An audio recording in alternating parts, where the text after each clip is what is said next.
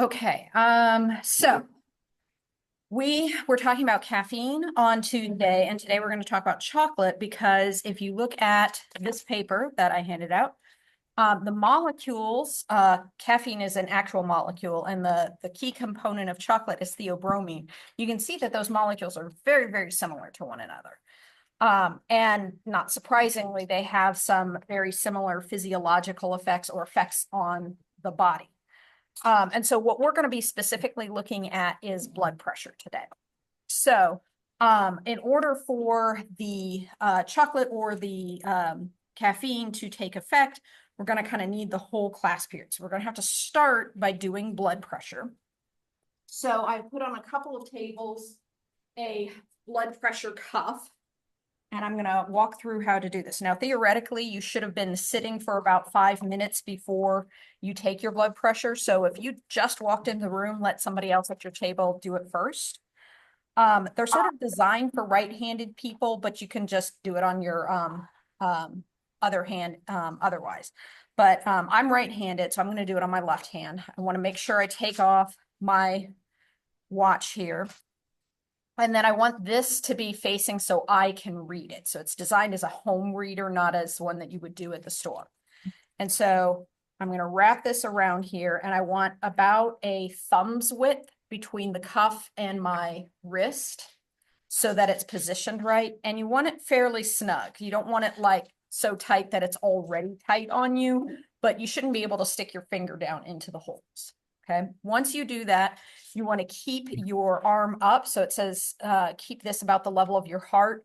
You can either rest your elbow on the table or you can just kind of hold your arm against yourself either way. And then you push the power button and it will beep a little bit. And then it'll start running. And it only takes about a minute to do it. So if your blood pressure, if the bigger number is less than 100, if it is over 150, or if it gives you an error, try it again.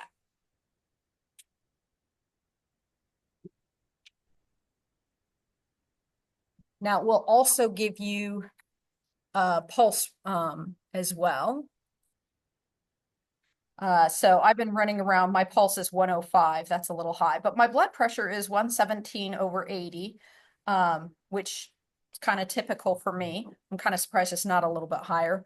I normally have caffeine in the morning and I didn't have time to make myself any coffee this morning. Okay, so this would be reasonable other than the fact that I haven't been sitting for 5 minutes. So I would go ahead and take this. So these two tables have these, have everybody at the table take their blood pressure, and then on the paper on the back, you're going to be the first subject. So you're going to write down, the chemical is going to be something we'll get to in just a second. So you're going to write down your name or initials and your initial blood pressure, and it's 2 numbers. The top number is systolic and the bottom number is diastolic, and then the very bottom number is pulse. All right, so I'm going to put, actually you were sitting here, so I'm going to give you this.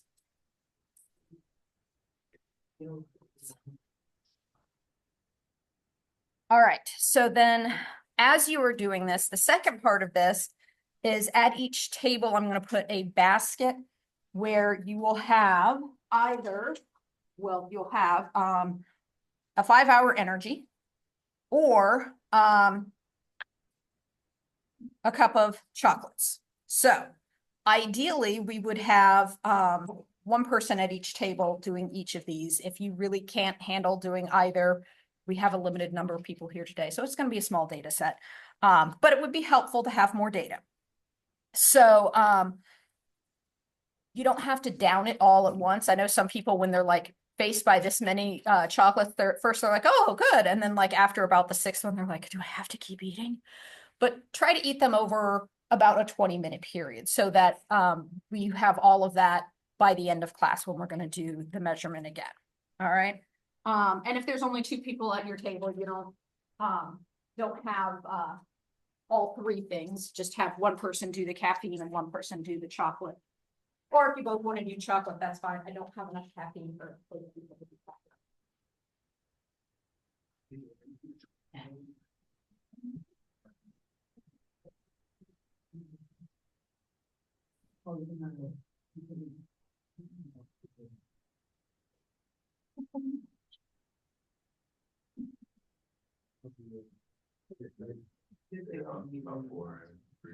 As always, challenge by choice. If you can't do either, it's okay.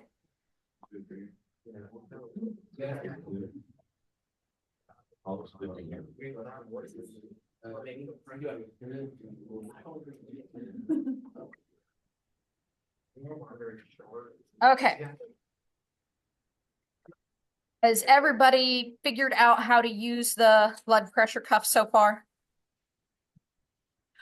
When they are done, oh, wait, you had one. When you guys are done, pass it back that way. When you guys are done, pass that way. When you guys are done, pass that way. So I only have 3 blood pressure cuffs. These used to cost $15 and I had 3 of them. I don't know where one of them went. So I went and bought another one last week and it was $35. And I was like, yeah, I'm just getting one. I'm not buying 3 more. So sorry, I'm cheap. Okay.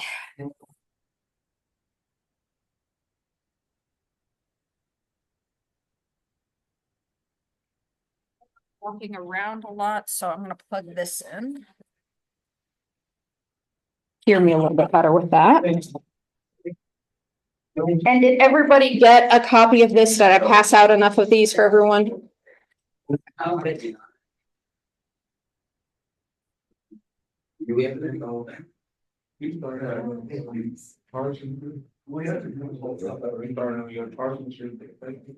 if you, like say you're not having either thing, what I would suggest you do is take your blood pressure before and after, and you can be our control. How much did your blood pressure stay the same? Throughout the class, and that can be useful information too, because if everybody's blood pressure goes wonky, then that tells us, well, this isn't really a good test. When I have a large sample size, when everybody's in class, this usually works out really well and we can see a clear trend. With this small of a sample size, it could be that differences will make it hard to judge, because it'll make a difference if you've already had coffee today, or you were running behind, or if you're like nervous about or excited about what's going on next. You know, all of those things can kind of make a difference in your blood pressure. So so the smaller sample size does make this hard. All right, so while you guys are doing blood pressure, I'm going to go back to our and most of you, I emailed a copy of the sheet that we are doing. So you're going to want to get down the information, maybe do a screen capture of what's going to be on the board in just a second. I'll wait until a few more people have their information on the board before I take it over there. So it's not just waiting for them to put stuff up. Now, normally when we stand up, which is why they say you should be sitting for 5 minutes, your blood pressure increases. So it could be that, but I would have expected your blood pressure to have gone up with the 5-hour energy. Okay, so we got 3 5-hour energies. It looks like we have 2 chocolates and 1 nothing. So we need 1 more chocolate. If anybody has done chocolate, that would be helpful. For Slade, his blood pressure went down while he was sitting. So we only have 1 sample of that compared to the samples of the others. But this should be enough that we can kind of compare and see what whether or not it makes sense. So yeah, I guess that's all I have to say. All right, so once you have that information,